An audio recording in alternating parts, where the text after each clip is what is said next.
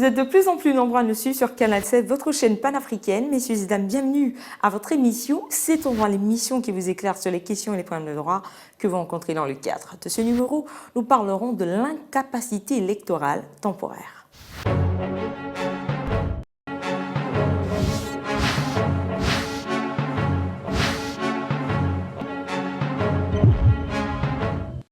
Vous êtes confortablement assis, c'est parfait. Le jeune Francis, âgé de 17 ans, qui souhaitait participer aux prochaines élections législatives dans son pays en tant qu'électeur, est décidé à se renseigner davantage sur les conditions pour être électeur et celles qui font perdre à un électeur ce statut ou bien ce devoir civique. Tout au long de cette semaine, nous allons aider ce jeune homme à comprendre ce qui se passe.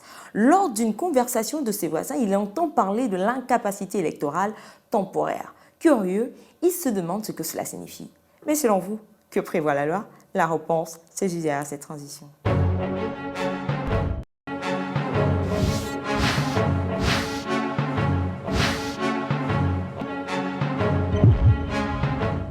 De retour pour la suite de votre émission C'est ton droit.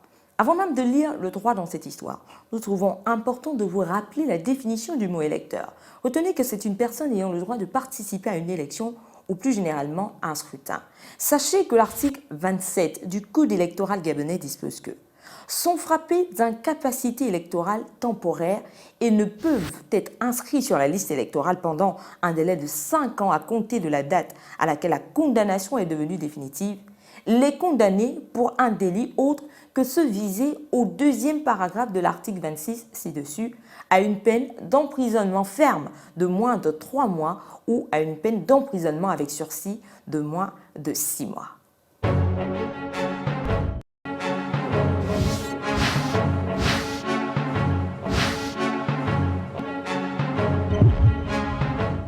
Voilà, c'est la fin de votre émission C'est ton droit, en espérant vous avoir servi tout au long de ce numéro consacré à l'incapacité électorale temporaire. Je ne voudrais vous quitter sans vous rappeler que vous pouvez nous adresser vos propositions de thèmes sur Facebook / C'est ton droit. Bonne suite des programmes sur Canal 7, votre chaîne panafricaine.